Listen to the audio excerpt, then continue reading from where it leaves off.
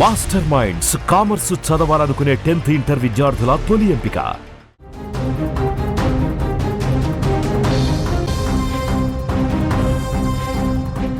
తమిళనాడులో అసెంబ్లీ ఎన్నికలకు పోలింగ్ కొనసాగుతోంది. ఉదయం 7 గంటలకు మొదలైన పోలింగ్ ప్రక్రియ మరి కాసేపట్లో ముగియనుంది. ఇక మధ్యాహ్నం 3 గంటలకు 70% పోలింగ్ నమోదైంది. ఇక ఇప్పటికే రాజకీయ సినీ ప్రముఖులు తన ఓటు హక్కును వినియోగించుకున్నారు. ముఖ్యంగా ఈసారి తమిళనాడు రాజకీయాల్లో టీవీకే అధినేత విజయ్ కింగ్ మేకర్ గా మారుతున్నట్లు తెలుస్తోంది. ముఖ్యంగా తమిళనాడు రాజకీయాల్లో మహిళా ఓటర్లు కీలకంగా మారనున్న నేపథ్యంలో వాళ్ళంతా విజయ్ వైపే మొగ్గు చూపుతున్నారనేది సమాచారం. అయితే ఇప్పటికీ విదేశాల్లో ఉంటున్న తమిళనాడు మహిళా ఓటర్లు విజయ్ పార్టీకి ఓటు వేసేందుకు వచ్చినట్లు తెలుస్తోంది. అక్కడ మహిళలే కింగ్ మేకర్గా మారడంతో తమిళనాడు రాజకీయాల్లో విజయ్ చరిత్ర తిరగరాస్తాడు అని కొందరు రాజకీయ విశ్లేషకులు భావిస్తున్నారు. ఇదే అంశానికి సంబంధించి మరింత సమాచారాన్ని మా బ్యూరో చీఫ్ విజయ్ అందిస్తారు. విజయ్, చెప్పండి, తమిళనాడు రాజకీయాల్లో ఓటర్లు ఎటువైపు ఎక్కువగా మొగ్గు చూపుతున్నారు? ఈ ఎన్నికలపై విజయ్ మార్క్ ఎంతవరకు ఉండనుంది? ఎస్ దీపిక, తమిళనాడులో జరుగుతున్నటువంటి ఎన్నికలు ఇవాళ పోలింగ్ ప్రారంభమైంది. ఉదయం 7 గంటలకు పోలింగ్ ప్రారంభమైంది. మరికొన్ని గంటల్లో పోలింగ్ ప్రక్రియ ముగియబోతుంది. ఇప్పటికే 3 గంటలకు చూసినట్లయితే 70కి పైగా శాతం పోలింగ్ నమోదైంది. అయితే గడిచినటువంటి ఎన్నికల్లో 2021లో జరిగినటువంటి ఎన్నికల్లో దాదాపుగా 78% పోలింగ్ నమోదైంది. అంటే 3 గంటలకే ఇప్పుడు 70% క్రాస్ అవుతుంది. అంటే ఇంకా కూడా సమయం ఉంది. ఒకవేళ ఇంకా కూడా పోలింగ్ బూత్ లోపలికి ఉన్నటువంటి ఓటర్లందరూ కూడా రాత్రి 8 అయినా 9 అయినా అవసరమైతే 11 దాటిన తర్వాత కూడా పోలింగ్ నిర్వహించడానికి అధికారులు అన్ని రకాల ఏర్పాట్లు చేశారు. కొన్ని పోలింగ్ సెంటర్లో, కొన్ని పోలింగ్ బూతుల్లో, కొన్ని చోట్ల ఈవీఎంలు మొరాయించడం జరిగింది. వాటికి కూడా తిరిగి మొత్తం ఓటర్లందరూ కూడా క్యూ లైన్లో నిల్చుకున్నటువంటి ఓటర్లు ఎవరైతే ఉన్నారో వాళ్ళందరూ కూడా ఓటు హక్కును వినియోగించుకునేంత వరకు కూడా పోలింగ్ సమయాన్ని పొడిగిస్తున్నట్లుగా ఎలక్షన్ కమిషన్ సంబంధించినటువంటి అధికారులు అయితే చెప్పారు. అయితే ఇప్పుడు కీలకంగా తమిళనాడు ఎన్నికలు అనగానే ఇప్పుడు దేశవ్యాప్తంగా ఈ ఎన్నికల వైపు ఎందుకు చూస్తున్నాయి? ప్రస్తుతం ఇప్పుడు జరగబోతున్నటువంటి ఎన్నికల్లో 5 రాష్ట్రాల ఎన్నికల్లో తమిళనాడు అతిపెద్ద రాష్ట్రానికి సంబంధించినటువంటి ఎన్నిక జరుగుతుంది. ముఖ్యంగా దక్షిణ భారతదేశంలోనే అతిపెద్ద రాష్ట్రమైనటువంటి తమిళనాడులో ఈ ఎన్నికలు జరుగుతుండడం, దేశంలో జరిగేటువంటి ఎన్నికలంతా కూడా ఒక ఎత్తు, కానీ ఇక్కడ తమిళనాడులో జరిగేటువంటి ఎన్నికలు మాత్రం మరొక ఎత్తు. ఎందుకంటే కేవలం జాతీయ పార్టీలకు ఇక్కడ పెద్దగా ప్రాధాన్యత ఉండదు. అక్కడ లోకల్గా ఉన్నటువంటి పార్టీలకే ప్రాధాన్యత ఉంటుంది. గడిచినటువంటి కొన్ని దశాబ్దాలుగా చూస్తే 1970 నుంచి ఇప్పటి వరకు కూడా చూసినట్లయితే 2 పార్టీల మధ్య ప్రధాన పోటీగా వ్యవహారం నడుస్తూ వచ్చింది. అంటే అన్నా డిఎంకేకు వ్యతిరేకంగా ఏర్పాటైనటువంటి అన్నా డిఎంకే పార్టీ, ఈ 2 పార్టీల మధ్య ఇప్పటి వరకు కూడా ఎన్నికలు జరుగుతూ ఉన్నాయి. ఒకవేళ కాంగ్రెస్ పార్టీ కాస్త అక్కడ ఆధిక్యత ఉన్నా కూడా కాంగ్రెస్ పార్టీ డిఎంకేతో కలిసి కొన్ని దశాబ్దాల నుంచి కూడా కూటమిగా ఏర్పడి పోటీ చేస్తున్నటువంటి పరిస్థితి. అలాగే అధికారంలో ఉన్నటువంటి ఎన్డీఏ బీజేపీ కూడా అన్నా డిఎంకేతో కలిసి ఇక్కడ కూటమిగా ఏర్పడి కొన్ని సీట్లను షేర్ చేసుకొని పోటీ చేస్తున్నటువంటి పరిస్థితి. అయితే మిగిలినటువంటి రామ్దాస్ పార్టీ కానీ, దినకరన్ పార్టీ కానీ, వామపక్ష పార్టీలు కానీ, చిన్నా చితక పార్టీలన్నీ కూడా సపరేట్గా 2 కూటములుగా ఏర్పడి ఇక్కడ పోటీ చేస్తున్నాయి. అయితే ఇప్పుడు ఈ ఎన్నికలు ప్రత్యేకంగా ఒక ప్రధాన ఆకర్షణకు కారణం హీరో విజయ్ సినిమాల్లో ఒక మాస్ లీడర్గా గుర్తింపు తెచ్చుకున్నటువంటి ఒక స్టార్ హీరో విజయ్కి పెద్ద ఫాలోయింగ్ ఉంది. అటు మాస్లోను, క్లాస్లోను, ముఖ్యంగా యూత్లో విజయ్కి ఒక ప్రత్యేకమైనటువంటి క్రేజ్ ఉందనే చెప్పాలి. సో విజయ్ సినిమాలను వదిలేసి పూర్తిగా ఆయన రాజకీయాలకు పరిమితమయ్యారు. కొన్ని నెలలుగా కూడా ఆయన సుడిగాలి పర్యటన చేస్తూ పెద్ద ఎత్తున తమిళనాడు అంతా కూడా ఆయన ప్రచారాన్ని నిర్వహించారు. భారీగా బహిరంగ సభలను కూడా నిర్వహించారు, రోడ్ షోలను కూడా నిర్వహించారు. అటు మొత్తం తమిళనాడు అంతా కూడా మొదటి నుంచి చూసినట్లయితే రాజకీయాలకు, సినిమాలకు లింక్ ఉన్నటువంటి ఏకైక స్టేట్గా మనం తమిళనాడు చెప్పవచ్చు. ఎందుకంటే ఇక్కడ రాజకీయాల్లో ముఖ్యమంత్రులుగా వ్యవహరించిన వారు కావచ్చు, రాజకీయాల్లో రాణించినటువంటి నాయకులందరూ కూడా సినిమాల నుంచి ప్రభావితమైన వచ్చినటువంటి నాయకులుగానే చెప్పగలరు. అంటే ముఖ్యంగా ఎంజీఆర్ గురించి మనం ప్రత్యేకంగా చెప్పాల్సినటువంటి పరిస్థితి. ఎంజీఆర్ ఒక స్టార్ హీరో, నెంబర్ 1 హీరోగా ఉన్నటువంటి ఎంజీఆర్ మొదట డిఎంకేతో కలిసి ఆయన పార్టీ స్థాపనలో కీలకంగా ఉన్నారు. ఆ తర్వాత కరుణానిధికి ఎంజీఆర్కి మధ్య వైరుధ్యం ఏర్పడడంతో ఆయన డిఎంకే పార్టీని వీడి అన్నా డిఎంకే పార్టీని ఏర్పాటు చేయడం జరిగింది. వెంటనే పార్టీని ఏర్పాటు చేసిన వెంటనే 1977లో ఆ పార్టీ విజయం సాధించడం జరిగింది. మళ్ళీ రెండో దఫా కూడా ఆయనే ముఖ్యమంత్రి అయ్యారు. ఆ తర్వాత 3 సార్లు వరుసగా అన్నా డిఎంకే పార్టీ విజయం సాధించడం జరుగుతూ వచ్చింది. అయితే ఇప్పుడు డిఎంకే వర్సెస్ అన్నా డిఎంకే ఉన్నటువంటి తమిళనాడు రాజకీయాలు ఇప్పుడు ఫస్ట్ టైం 3వ పార్టీ రావడం జరిగింది. అంటే 3వ పార్టీ అటు బీజేపీ, కాంగ్రెస్ లాంటి చిన్న చితక పార్టీలు, కమల్ హాసన్ లాంటి నాయకులు ఆ పార్టీలు పెట్టినప్పటికి కూడా, అలాగే విజయకాంత్ లాంటి నాయకులు కూడా, సినిమా వ్యక్తులు కూడా, హీరోలు కూడా పార్టీ పెట్టినప్పుడు కూడా వాళ్ళు ఎక్కడ కూడా తమిళనాడు రాజకీయాల్లో రాణించలేకపోయారు. కానీ ఇప్పుడు విజయ్ వస్తుండడంతో విజయ్కి తమిళనాడు ఓటర్లు ఏ స్థాయిలో స్వాగతం పలకబోతున్నారు. రజనీకాంత్ కూడా రాజకీయాల్లోకి రావాలనుకున్నప్పటికీ కూడా ఇప్పుడున్నటువంటి పరిస్థితుల్లో సినిమాల నుంచి ఒక పెద్ద హీరోగా ఉన్నటువంటి ఒక స్టార్ హీరోగా, ఇప్పటికీ నెంబర్ 1 హీరోగా ఎంజీఆర్ లాంటి స్టేచర్ ఉన్నటువంటి mass following and fan following ఉన్నటువంటి వ్యక్తిగా ఉన్న రజనీకాంత్ కూడా రాజకీయ పార్టీని పెట్టాలని నిర్ణయం తీసుకొని ఆ తర్వాత ఆయన ఇక రాణించలేము అనేటువంటి ఉద్దేశంతో సైలెంట్ అయిపోయారు. ఆ తర్వాత వచ్చినటువంటి కమల్ హాసన్ ఎక్కడా పెద్దగా రాణించలేకపోయారు. అయితే ఇప్పుడు విజయ్ కొత్తగా పార్టీ పెట్టారు. పార్టీ పెట్టిన తర్వాత ఆయన తొలిసారి ఎన్నికల్లో పోటీ చేస్తున్నారు. పోటీ చేసేటువంటి క్రమంలో మొత్తం 234 సీట్లు తమిళనాడు అసెంబ్లీలో ఉంటే 233 సీట్లలో టీవీకే పార్టీ పోటీ చేస్తుంది. విజయ్ ఏ మేరకు ఇక్కడ పోటీ ఇవ్వబోతున్నారు? డిఎంకే అధికారంలో ఉంది, స్టాలిన్ ముఖ్యమంత్రిగా ఉన్నారు. అలాగే కరుణానిధి కుమారుడిగా ఆయన వారసుడిగా వచ్చినటువంటి స్టాలిన్ బంపర్ మెజార్టీతో 2021లో గెలిచినటువంటి అసెంబ్లీ ఎన్నికల్లో సీఎంగా అయిన తర్వాత ఆ తర్వాత అన్నా డిఎంకే పరిస్థితి చూస్తే విచ్ఛిన్నమైనటువంటి పరిస్థితి. ముఖ్యంగా పళనిస్వామి నాయకత్వం ఉన్నప్పటికీ కూడా పన్నీర్ సెల్వం ఆ పార్టీని వీడి బద్ధశత్రువుగా ఉన్నటువంటి పార్టీ అయినటువంటి డిఎంకే పార్టీలో చేరడంతో మాజీ ముఖ్యమంత్రిగా ఉన్నటువంటి పన్నీర్ సెల్వం ఇప్పుడు అన్నా డిఎంకే పరిస్థితి ఏంటి అనేటువంటి ఆలోచనలో ఉన్న సందర్భంలో మళ్ళీ తిరిగి బీజేపీతో చెతకట్టి, అలాగే రామ్దాస్ లాంటి వ్యక్తులు, అలాగే దినకరన్ లాంటి వ్యక్తులతో కలిసి ఒక పార్టీలన్నీ కూడా ఒక కూటమిగా ఏర్పడి ఇప్పుడు పోటీ చేస్తున్నాయి. అయితే ఇప్పుడు విజయ్ ఏ పార్టీకి సంబంధించినటువంటి ఓట్లను చీల్చబోతున్నాడు?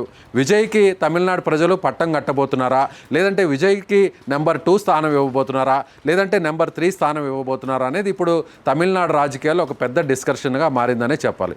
విజయ్కి మాత్రం యూత్లో పెద్ద ఫాలోయింగ్ ఉంది. ముఖ్యంగా అర్బన్ ఓటర్స్ విజయ్ వైపు ఉన్నారు. అలాగే కొంతమంది మహిళల్లో కూడా యూత్ ఓటర్స్ అందరూ కూడా విజయ్కి భారీ స్థాయిలో ఓటింగ్ చేయబోతున్నారు అనేటువంటి లెక్కల్ని ఇప్పటివరకు కూడా తమిళనాడులో రాజకీయ విశ్లేషకులందరూ కూడా లెక్కలు వేస్తూ వచ్చారు. అయితే విజయ్ ఎక్కడా కూడా అటు బీజేపీ కానీ విజయ్ని తన వైపు తిప్పుకునేటువంటి ప్రయత్నం చేసినా కూడా డిఎంకే ఎంత దూరం ఉంటుందో, అన్నా డిఎంకే ఎంత దూరం ఉంటుందో, బీజేపీతో కూడా తాను అంతే దూరంలో ఉంటాను. తాను ఏ మతానికి సంబంధించినటువంటి మతతత్వ పార్టీ కాదు, అలాగే ఏ కులానికో ఏ ప్రాంతానికో సంబంధించినటువంటి రాజకీయ పార్టీ కాదు. తమిళనాడు రాజకీయాలను మార్చి తాను తమిళనాడు అభివృద్ధి కోసం అన్ని పార్టీలకు, అన్ని కులాలకు, మతాలకు ప్రాధాన్యతనివ్వడమే తన ఒక ఎజెండా. ముఖ్యంగా బలహీన వర్గాలు, ఎస్సీ/ఎస్టీ లాంటి కమ్యూనిటీస్కి తిరిగి అందలం ఎక్కించడం కోసమే తాను ఈ పార్టీని స్థాపించడం అనేటువంటి విషయాన్ని కూడా విజయ్ చెప్పడం జరిగింది. అయితే ఇప్పుడు విజయ్ ఈ ఎన్నికల్లో ఎన్ని సీట్లు గెలవబోతున్నాడు? అనుకున్న స్థాయిలో సీఎం సీట్ను సాధించబోతున్నారంటే ప్రస్తుతం ఉన్నటువంటి ట్రెండ్స్ను చూస్తే విజయ్కి అక్కడ సీఎం సీట్ కానీ లేదంటే నెంబర్ 1 పొజిషన్ వచ్చే పరిస్థితి అయితే లేదనే చెప్పాలి. కానీ విజయ్ ఒక లాంగ్ విజన్తో ఈ రాజకీయాల్లోకి వచ్చారనేది ఆయన ఫస్ట్ నుంచి కూడా క్లారిటీగా ఉన్నారు. పొత్తుల్లో కూడా పోలేదు. ఒకవేళ అన్నా డిఎంకే బీజేపీ కూటమిలోకి వెళ్ళుంటే విజయ్కి అధికారాన్ని షేర్ చేసుకునేటువంటి అవకాశం కూడా వచ్చేది అనేటువంటి అనేక విశ్లేషణలు జరిగినప్పటికీ కూడా వాటన్నిటిని కూడా కొట్టిపారేస్తూ సింగిల్ అజెండాతో, సింగిల్ పార్టీగానే, ఏ పార్టీతో పొత్తు లేకుండానే విజయ్ పోటీ చేశాడు. సింగిల్గా మాత్రమే వచ్చారు. డిఎంకే అధికారంలో ఉన్నటువంటి డిఎంకే కూడా కొన్ని పార్టీలతో కలిసి, అంటే కాంగ్రెస్ పార్టీ అలాగే వామపక్ష పార్టీలు, ఇతర చిన్న చితక పార్టీలతో కలిసి డిఎంకే ఒక కూటమిగా ఏర్పడింది. అలాగే అన్నా డిఎంకే కూడా బీజేపీతో కలిసి మిగిలినటువంటి పార్టీలతో కలిపి ఒక కూటమిగా ఏర్పడింది. కానీ విజయ్ మాత్రమే సింగిల్గా పోటీ చేస్తున్నాడు. అయితే ఇప్పుడు విజయ్కి ఏ ప్రాంతాల్లో ఎక్కువగా ఓటర్లు విజయ్ వైపు తిరిగేటువంటి అవకాశం ఉంది అనేది చూస్తే చెన్నై మహానగరంలో దాదాపుగా 22 సీట్లు ఉన్నాయి. మొత్తం 234 సీట్లలో చెన్నై నగర ఓటర్లు ఎవరి వైపు అయితే తిరుగుతారో, ఎవరికైతే పట్టం కట్టుతారో, ఎవరికి మెజారిటీ స్థానాలను ఎన్నికల్లో ఇవ్వబోతున్నారో ఆ పార్టీయే ఇప్పటి వరకు కూడా అధికారంలోకి వస్తూ వచ్చినటువంటి పరిస్థితి. గత ఎన్నికల్లో కూడా చూసినట్లయితే 2021 ఎన్నికల్లో కూడా డిఎంకే పార్టీకి స్పష్టమైనటువంటి ఆధిక్యత, మెజారిటీ సీట్లు ఇక్కడ ఇవ్వడం వల్లే సో డిఎంకే పార్టీ, డిఎంకే కూటమి అధికారంలోకి వచ్చింది. అయితే ఇప్పుడు ముఖ్యంగా డిఎంకే పార్టీకి సంబంధించినటువంటి ముఖ్యమంత్రిగా ఉన్న స్టాలిన్ కావచ్చు, అలాగే ఉప ముఖ్యమంత్రి, అలాగే మంత్రిగా ఉన్నటువంటి కుమారుడు ఉదయనిధి స్టాలిన్ కావచ్చు, వీరిద్దరూ కూడా చెన్నై నుంచే పోటీ చేస్తున్నారు, చెన్నై నగరం నుంచే పోటీ చేస్తున్నారు. ఇప్పుడు విజయ్ కూడా చెన్నై నగరాన్నే ఎంచుకున్నాడు. విజయ్ ఇప్పుడు ప్రస్తుతం పెరంబూర్ స్థానం నుంచి, అలాగే తిరుచిరాపల్లి 2 స్థానాల నుంచి విజయ్ పోటీ చేస్తున్నాడు. అటు చెన్నై మహానగరంతో పాటుగా తిరుచిరాపల్లి జిల్లాను కూడా ఆయన ఎన్నుకోవడం జరిగింది. సో ఈ 2 చోట్ల ఆయన ఎంచుకొని అక్కడ పోటీ చేయడం వల్ల అంటే నగరంలో ఉన్నటువంటి మెజారిటీ అర్బన్ ఓటర్లను చీల్చగలిగితే, యూత్ ఓటర్లను చీల్చగలిగితే, చదువుకున్నటువంటి ఓటర్లను ఎవరైతే ఎడ్యుకేటర్స్గా ఉన్నారో, ఎవరైతే మహిళల్లో యూత్గా ఉన్నారో వాళ్ళని తమ వైపు తిప్పుకోవడంతో పాటుగా ఎవరైతే తన అభిమానులుగా ఉన్నటువంటి వారిని ఓట్లుగా మలుచుకోవడంలో విజయ్ ఎంత సక్సెస్ అవుతాడు అనేది కూడా ఈ ఎన్నికల్లో తేలాల్సినటువంటి పరిస్థితి. అయితే విజయ్ కోసం చాలామంది విదేశాల్లో ఉన్నటువంటి అభిమానులు కావచ్చు, ఆయనని ఆరాధించేటువంటి వారందరూ కూడా విదేశాల నుంచి నేరుగా తమిళనాడుకు రావడం జరిగింది, ఓట్ చేయడం కూడా జరిగింది. కొంతమంది మహిళలు కూడా పెద్ద సంఖ్యలో కూడా రావడం జరిగింది. అయితే ఇక్కడ ఒక విషయాన్ని ప్రత్యేకంగా ప్రస్తావించాలి దీపిక. గత ఎన్నికల్లో 6 గంటలు దాటిన తర్వాత అంటే మొత్తం పోలింగ్ ప్రక్రియను మనం చూసినట్లయితే, పర్సంటేజ్ చూసినట్లయితే 78% తమిళనాడు ఎన్నికల్లో 2021లో పోలింగ్ పర్సంటేజ్ నమోదైంది. అయితే ఇప్పుడు 3 గంటల వరకే, అంటే 6 గంటల వరకు సమయం ఉంది, ఇంకా 3 గంటల ముందే 70% క్రాస్ చేసిందంటే విజయ్ వైపు ఎక్కువ మంది ఈసారి ఓటు వేయడానికి కొత్తగా వచ్చినటువంటి ఓటర్లు కూడా ఉత్సాహం చూపించారు, ఆసక్తిని చూపించారు. విజయ్కి ఓట్లు వేయడానికే చాలామంది యువ ఓటర్లు ముందుకు వచ్చారు. అందుకే పోలింగ్ పర్సంటేజ్ కూడా పెరుగుతోంది అనేటువంటి ఒక అంచనాను కూడా వేస్తున్నటువంటి పరిస్థితి. అయితే ఈ పోలింగ్ పర్సంటేజ్ ఎంతవరకు రీచ్ అవుతుంది? ఇప్పటి వరకు ఉన్నటువంటి ట్రెండ్స్, ఇప్పటి వరకు వస్తున్నటువంటి రిపోర్ట్స్ ప్రకారం చూసినట్లయితే 78% ఖచ్చితంగా క్రాస్ అయ్యేటువంటి అవకాశం ఉంది. ఈసారి తమిళనాడు ఎన్నికల్లో 82 నుంచి 83% పోలింగ్ అయ్యేటువంటి అవకాశం ఉంది. అదే జరిగితే అది అధికారంలో ఉన్నటువంటి డిఎంకేకు వ్యతిరేకంగా మారుతుందా, లేదంటే కలిసి వస్తుందా అనేటువంటి అంచనా ఆ పార్టీ వేస్తుంది.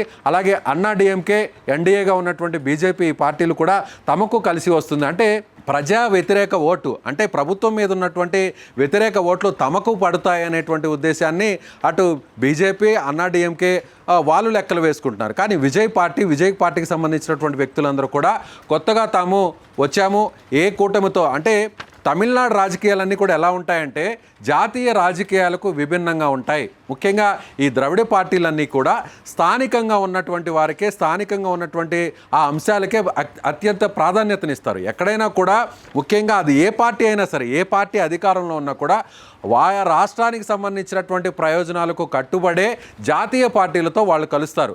అది కాంగ్రెస్ కూటమైనా, బీజేపీ కూటమైనా. సో ఎక్కడా కూడా జాతీయ ప్రయోజనాల్ని వాళ్ళు దృష్టిలో పెట్టుకోరు. పూర్తిగా ఏ పార్టీ అధికారంలో ఉన్నా కూడా తమిళనాడుకు దీనివల్ల ఎలాంటి ప్రయోజనం కలుగుతుంది, తమిళనాడు రాష్ట్రానికి దీనివల్ల ఏ విధంగా ఇక్కడ లబ్ధి చేకూరుతుంది అనేటువంటి అంశాలను మాత్రమే పరిగణలోకి తీసుకుంటారు. అంతే తప్ప దేశ ప్రయోజనాల కోసం, దేశ రాజకీయాల కోసం, దేశ రాజకీయ అవసరాల కోసం ఏ పార్టీ కూడా ఇక్కడ నిర్ణయం తీసుకోదు. ఎస్, అలాంటి డెసిషన్నే ఇప్పుడు విజయ్ కూడా తీసుకున్నాడు. ద్రవిడ పార్టీలు ఏ విధంగా విజయ్ అటు డిఎంకే, ఏఐఏ, డిఎంకే పార్టీల వైపు ప్రజల అభిప్రాయం ఏ విధంగా ఉంది? ఎస్, డిఎంకే మళ్ళీ తిరిగి తాము రెండోసారి అధికారంలోకి వస్తాం. ఎందుకంటే అన్నా డిఎంకే లాంటి ప్రత్యర్థి పార్టీలో బలమైనటువంటి మాస్ లీడర్లు అక్కడ లేరు. గతంలో ముఖ్యమంత్రిగా, అంటే జయలలిత చనిపోయిన తర్వాత ముఖ్యమంత్రిగా అయినటువంటి పళనిస్వామి నాయకత్వంలో అన్నా డిఎంకే ఉన్నప్పటికీ కూడా అంత చరిష్మా ఉన్నటువంటి నాయకత్వం అన్నా డిఎంకేలో లేకపోవడంతో, ఒక సినిమాకు సంబంధించినటువంటి ఆ మాస్ ఇమేజ్ ఉన్నటువంటి నాయకత్వం అందులో లేకపోవడం, జయలలిత చనిపోవడంతో ఒక రకంగా ఆ పార్టీలో నాయకత్వం లేమి అనేది చాలా స్పష్టంగా కనిపిస్తుంది. అదేవిధంగా బీజేపీ, కేంద్రంలో అధికారంలో ఉన్నటువంటి బీజేపీ సపోర్ట్తో ప్రస్తుతానికి ఎన్నికల్లో పోటీ చేస్తున్నప్పటికీ కూడా బీజేపీ యాడ్ అవ్వడం ద్వారా ఎవరైతే అర్బన్ ఓటర్స్ ఉంటారో ఆ ఓటర్స్ అందరూ కూడా అన్నా డిఎంకే వైపు మళ్ళుతారని అందరూ కూడా ఊహించారు. కానీ ఇప్పుడు విజయ్ అర్బన్ ఓటర్స్లో చీలిక తీసుకురాబోతున్నాడు. అదేవిధంగా డిఎంకే ప్రభుత్వం మీద ఉన్నటువంటి వ్యతిరేక ఓటునంతా కూడా విజయ్ తన వైపు మళ్లించుకునేటువంటి ప్రయత్నం చేస్తున్నాడు. అలాగే డిఎంకేలో కూడా, డిఎంకే పార్టీకి గతంలో ఓట్లు వేసినటువంటి వారందరూ కూడా ఈసారి కొంతమంది చదువుకున్నటువంటి వాళ్ళందరూ కూడా విజయ్ వైపు మళ్ళేటువంటి అవకాశం ఉంది అనేది కూడా ఆ పార్టీకి సంబంధించినటువంటి నాయకులందరూ కూడా లెక్కలు వేస్తున్నారు. కానీ ఇక్కడ చాలా ముందుగా ఉన్నటువంటి సర్వేలు ఇవన్నీ కూడా చూసినట్లయితే ఏ పార్టీకి స్పష్టమైనటువంటి ఆధిక్యత వచ్చేటువంటి అవకాశం లేదు. విజయ్ కింగ్ మేకర్గా మారబోతున్నాడు. విజయ్ పార్టీ సాధించేటువంటి ఓట్ల శాతం కావచ్చు, విజయ్ పార్టీ సాధించేటువంటి సీట్లు కావచ్చు, ఇవి ఖచ్చితంగా ఏ పార్టీ అయినా కూడా అధికారాన్ని స్థాపించాలంటే విజయ్ మద్దతుతోనే ఆ పార్టీ అధికారంలోకి రావచ్చు. అది డిఎంకే పార్టీ అయినా, డిఎంకే పార్టీకి సంబంధించినటువంటి కాంగ్రెస్తో ఉన్న కూటమి అయినా సరే, లేదంటే అన్నా డిఎంకే బీజేపీతో కలిసి ఉన్నటువంటి కూటమి అయినా సరే, విజయ్ అవసరం అనేది చాలా కీలకంగా మారిపోతుంది అనేది ఇప్పటి వరకు ఉన్నటువంటి అంచనాలు. అయితే ఆ అంచనాలకు తగ్గట్టుగానే విజయ్ సెకండ్ ప్లేస్లో ఉంటాడా, థర్డ్ ప్లేస్లో ఉంటాడా అనేది ఇప్పటికిప్పుడైతే చెప్పలేనటువంటి పరిస్థితి ఉంది. కానీ విజయ్ అనే పెట్టినటువంటి పార్టీ టీవీకే పార్టీ మాత్రం ఖచ్చితంగా తమిళనాడు రాజకీయాల్లో మాత్రం కీలకంగా మారబోతుంది, చక్రం తిప్పబోతుంది. విజయ్ కూడా అదే చెప్పాడు. ఇప్పటికిప్పుడు నేను ఈ పార్టీని పెట్టి వెంటనే తాను సీఎం అయిపోతాననేటువంటి కలల్ని కనట్లేదు. తాను సుదీర్ఘమైనటువంటి రాజకీయాలను చేయడం కోసమే ఇప్పుడు వచ్చాను. అవసరమైతే సింగిల్గా పోటీ చేసిన తర్వాత ఒకవేళ ఓడిపోయినా కూడా తమిళనాడు ప్రజల ప్రయోజనాల కోసం, వాళ్ళ అవసరాల కోసమే రాజకీయాల్లో కొనసాగి ఖచ్చితంగా తిరిగి వారి మన్ననలు పొందేంత వరకు కూడా తాను సుదీర్ఘ పోరాటం చేయడానికి అన్ని రకాలుగా సిద్ధంగా ఉన్నాను. తానేమి వృద్ధుణ్ణి కాదు అంటూ కూడా ఆయన పదే పదే పలు సందర్భాల్లో కూడా చెప్పాడు. అంటే ఒకవేళ విజయ్ ఇప్పుడు ప్రభుత్వాన్ని స్థాపించేటువంటి ఒక స్పష్టమైనటువంటి మ్యాజిక్ ఫిగర్ కానీ ఆ సీట్లు కానీ రాకపోయినప్పటికీ కూడా వచ్చే ఎన్నికల్లో ఇప్పుడు వచ్చినటువంటి సీట్లు, ఇప్పుడున్నటువంటి తన రోల్ని ఉపయోగించుకొని వచ్చే ఎన్నికల్లో పూర్తి స్థాయిలో తన పట్టును అలాగే ప్రభుత్వాన్ని స్థాపించడానికి కూడా విజయ్ ఒక ప్రణాళికను రూపొందించేటువంటి అవకాశం ఉంది. అలాగే విజయ్కు ఉన్నటువంటి బలం దీపిక ఇక్కడ కేవలం మాస్ ఇమేజ్, స్టార్ హీరో.